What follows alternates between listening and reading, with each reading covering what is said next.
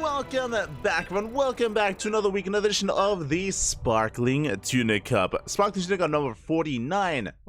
49th edition of our weekly open tournament. I'm, of course, just like VIP, and with me, I'm joined by the amazing people in the chat and by our lovely players here as well. Exclamation mark B in the chat if you guys want to have a look back yourselves. The bracket is live, and the bracket has just begun. Round 1 is fully underway, and we have our own round 1 match.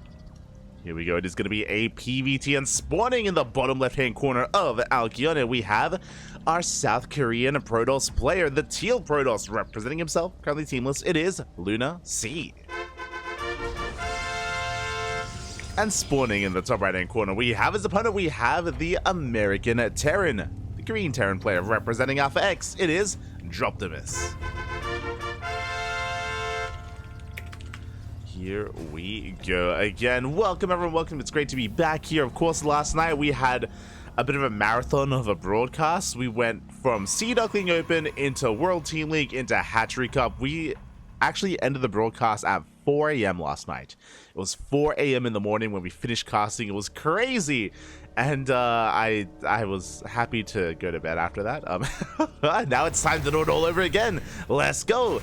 Today, it's not going to be as intense, but we do have 2 broadcasts back to back. It's going to be Sparkling Tuna Cup initially, followed by World Team League, the final day of WTL for this week for round 2.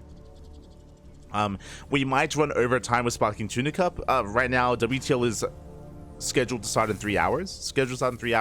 But Sparkling Tuna Cups can sometimes run up to 4 hours long, and then we'll try to play catch up with WTL. We'll try to cut some of the breaks and try to catch up as best we can, but we will be casting WTL a little bit later than normal, if that is to be the case.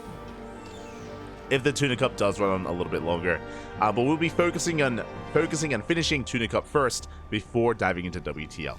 That is going to be the plan here on the Cranky Ducklings. Is going to be the plan as we settle on in, and I'm happy to see our roster here tonight. Once again, it's now been 2 weeks. We have not seen Nightmare. He has been quite active in these Tuna Cups for quite some time now, as of a month ago, but recently has been absent. So unfortunately, there's no Nightmare, but we have plenty of other Korean representation here to make up for that. We have LunaSea, we have Rebellion, we have Hon Mono as well. So we do have our Korean regulars, and alongside them we have players from Europe and even players from Latin America and even the Americas. You know, a big shout out to Droptimus. I always try to champion and give a shout out to any player for the Americas because I know it's just not a good time. It's not the ideal time here to compete, whether you're in Latin America or North America as well. It is not the best time, and I believe it's like 4 or 5 a.m. depending on where you are in the States. So much love here to Droptimus as he's settling into his game. So far, standard opener is going for his double gas into Raxton Factory, followed by a bit of a delayed CC on the low ground, but it is more than halfway done. And so far, it is going to be able to get up and running. We have a safety cyclone on the way, but the Reaper is shut down. So Reaper is shut down.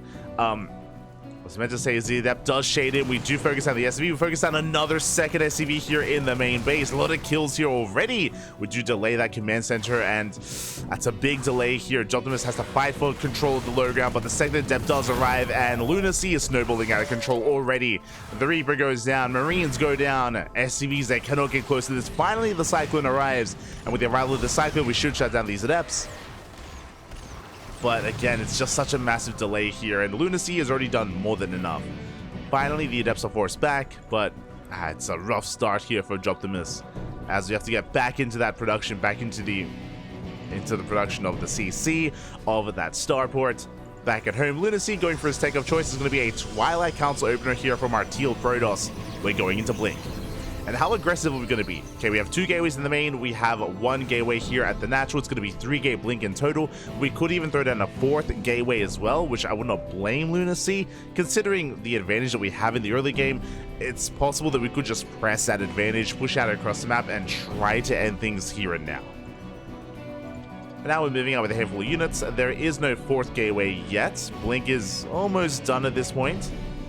Droptimus is pushing. Now, as it's only 3 gateways, we should be expanding. We should be taking our 3rd base. There is a Prism on the way. Droptimus going for a CC on location. Oh my god, he's crazy. Going for the CC there at the 3rd base. Adept does shade in. I pass the main army into the mineral line, gets a full scout. We do get confirmation there are Banshees on the way. So a big scout there from LunaSea is fully aware of what Droptimus is up to. And behind this, we should be working towards an observer.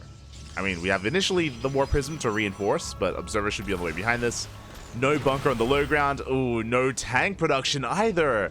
We're getting into Hellions? We're getting into mech? Oh, wait, what? We have a second factory on the way. But honestly, without tanks, is going to be a tough hold here for Droptimus.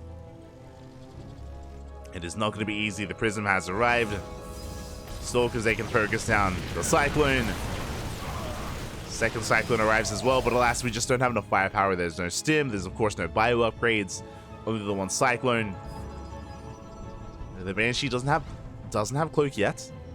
We can dive on it. Oh, speaking of, we get a second volley, and the Banshee goes down. A brutal loss there for Droptimus. And yes, it looks like the third CC does complete, but I don't see us mining from this anytime soon, as Droptimus is getting to mass Cyclone production. So that is going to be the name of the game here for Droptimus. Cyclones on the way, tanks as well, but the Stalkers, they bust into that third. And we blink into the main. Do blink on in. Boys are being pulled. It's only 4 Stalkers, to be fair. I would have assumed that the entire army would have gone in, but we're going for the CC. Wait, going for the third base, and that's going to be a kill. There's no saving it, so the base goes down. Ay. Brutal loss there for Droptimus as we do rotate towards the natural. Hellion goes down. LunaSea pulling back. Did we lose the Prism? We did not. Okay. I was like, oh, did we? And it looks like we had a recall back home. So the War Prism did recall, and now we're reinforcing with the rest of our army. Droptimus, he's knocked down to 2 bases, is still amassing more Cyclones, is getting into his first tank. But again, without tanks early on, you can see how brutal and how, again, not just intimidating, but how, that's what I'm looking for. Oppressive. There we go. How oppressive all these Blink Stalkers can be. As Droptimus cannot expand. Cannot break out. Trying to. Stalkers poke in. They get another 2 Cyclones. Before pulling back. And there we go. We got a massive warp into the main base. Charge is done, by the way. That charge will say rush into the mineral line. Banshee doing what they can. There is no detection, but it may not even matter. Here comes the observer. And GG gets caught. LunaSea overwhelming Droptimus, and LunaSea takes game number 1. GG. Get a solid game there out of LunaSea. LunaSea is coming in as the favorite player in this series. Again, is a Korean up-and-comer. Did kind of rise through the ranks during the COVID era of StarCraft. You know, LunaSea, Honmono, Genio, 3 Points, and many others. Stephen Curry, for example, they all kind of came together and they all rose up. And unfortunately, LunaSea was never able to break into the, you know, top tier Code S scene. Basically, he's kind of been a Code A player, but it's great to see LunaSea still out here. LunaSea still active, still competing. That's more than I can say for some of the other up and coming Korean players. I mentioned them, but Percival, he's retired, right? Percival hasn't competed in a long time. Genio, likewise, he pops up every now and then for a show match, but he's not really active like he once was. 3 Point as well, you know, does spike up from time to time, but not as often as we would like. So great to see LunaSea just getting reinvigorated here these past couple of months. Active once again, and here we go, spawning in the top right-hand corner of Crimson Court. We have our Teal Protoss player representing himself. It is LunaSea. He's crazy, but he's a bit of a lunatic. And spawning in the bottom left-hand corner, we have his opponent. We have the American Terran player, the Green Terran representing Alpha X. It is Droptimus.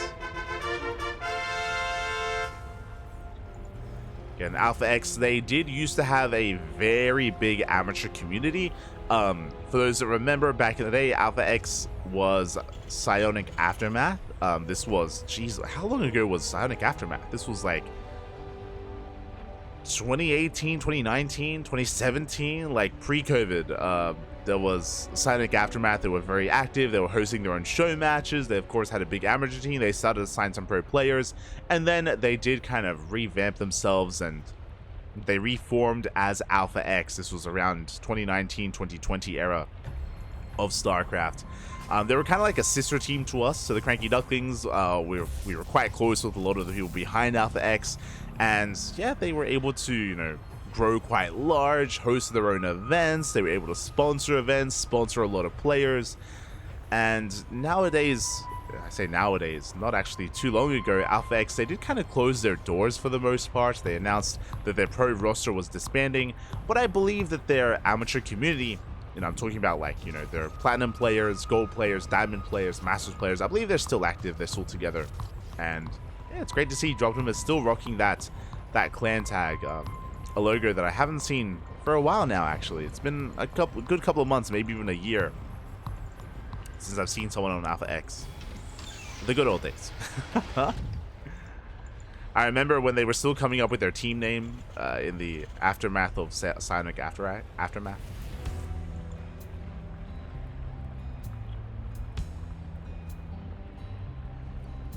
Good old days.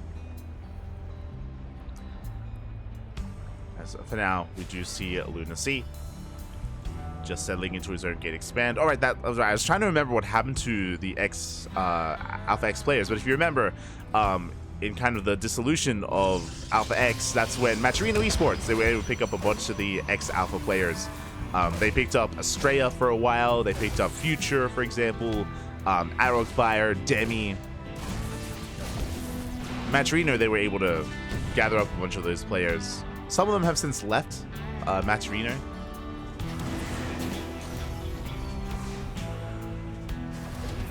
But if you're curious, that's where a lot of the players did end up going.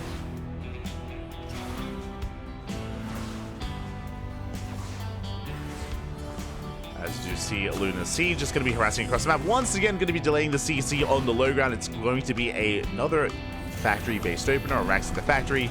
CC is going to be able to finish up. Good start of stepping there from Droptimus. We do not commit to the shade. Second Adept is on the way. Sorry, second Stalker is on the way, and we barely keep the Adept alive. Thankfully, the command center is done this time, but this is still not going to be an easy defense. The factory not producing anything. Uh-oh. Oh, this is brutal. The Marine's being focused down. It's barely alive. And then another Adept arrives. And I mean, we don't really have many units here that LunaSea is working with, but the reality is that Droptimus has 3 Marines. Now 4. 4 Marines are out. Good start stepping once again, diving on that Stalker. Up, they get the Adept. And we are holding. Just barely. I was reminiscing a little bit. The Adept gets a full scout into 2-1-1. We get a full scout of the main base. We're rushing into stimmable things. And more SCVs going down. But it is going to be a 2-1-1 variation. That's why we had no factory production.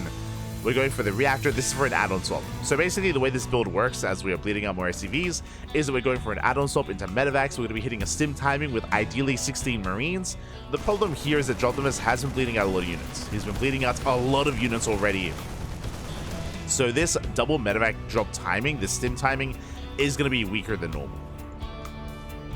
As LunaSea pushes in once again. We're hitting an assault tab. We've lost 2 adepts for 4 SCVs, 5 Marines. Stim is not done, and we pick up another Marine. And LunaSea is fully aware of the build. Remember earlier, he did end up scouting the main base, did shade in, so he's aware of what's going on. LunaSea is going to retreat.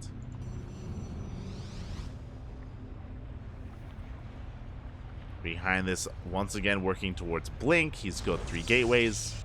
And before LunaSea expands and takes a 3rd, we're going towards our further tech here. Forge, Robotics Bay on the way. Colossus production is being prioritized before expanding. As there's that 3rd base, there's the expansion.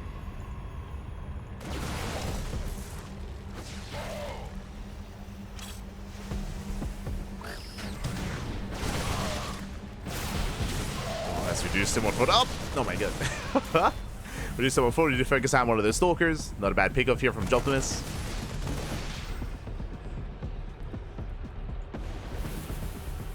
You get a Stalker. Droptimus backing up, picking up. go for some double drop play. We spoke about this, but this was supposed to be the stim timing from Droptimus.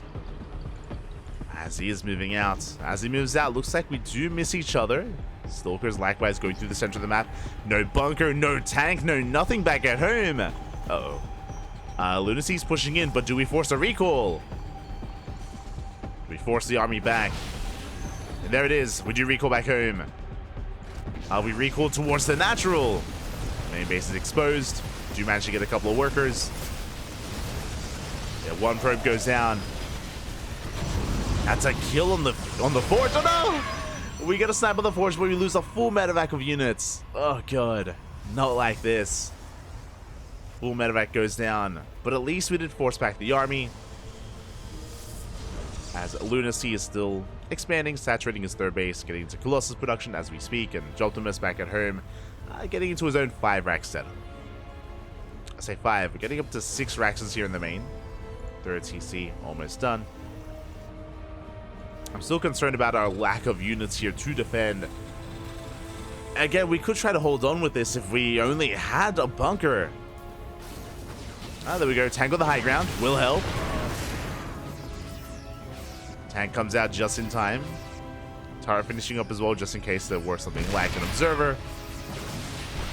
Or Dark Templar. 2 Stalkers go down. Good pick off. Very nicely done. Same time, Drop tries to go back into the main. Is shut down. Now LunaSea can push. And LunaSea is on 3 base saturation. He's got his 2 Colossi. He's only moving out with Stalkers. He's keeping the rest of his army back at home. I do think that LunaSea could probably commit with everything at this point. But is taking it slow and steady here. No high ground vision for LunaSea. Otherwise we could threaten the main. We could even dive on top of the tank. Said LunaSea rotating around. Oh, and he does get here in time. Oh, the medevac! Ooh. Medevac gets sniped. Droptimus bleeding out a couple of SCVs as well as we attempt to take a third.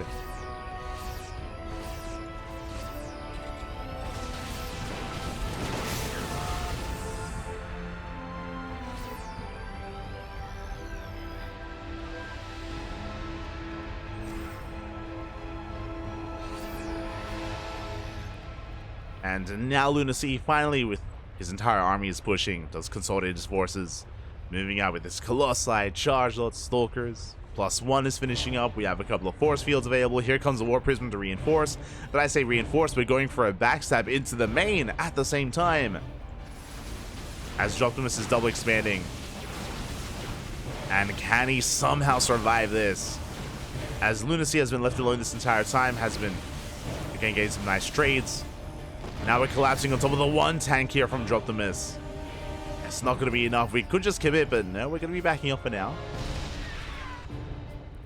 And Prism gets into the main. Massive warp in. There is still that tank on the high ground.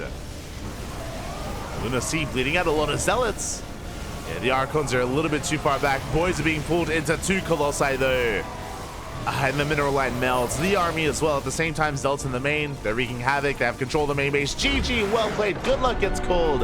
And LunaSea will take the series 2-0, advancing on to the next round.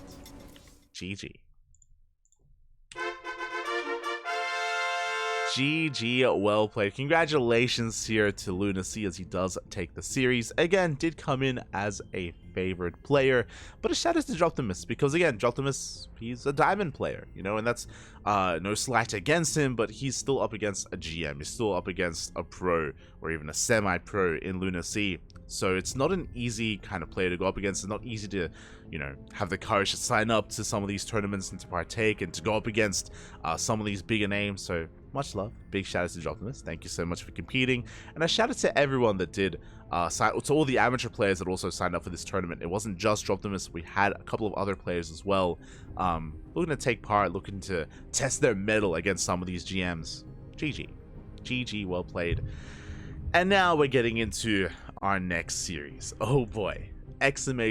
!B in the chat. Let's go.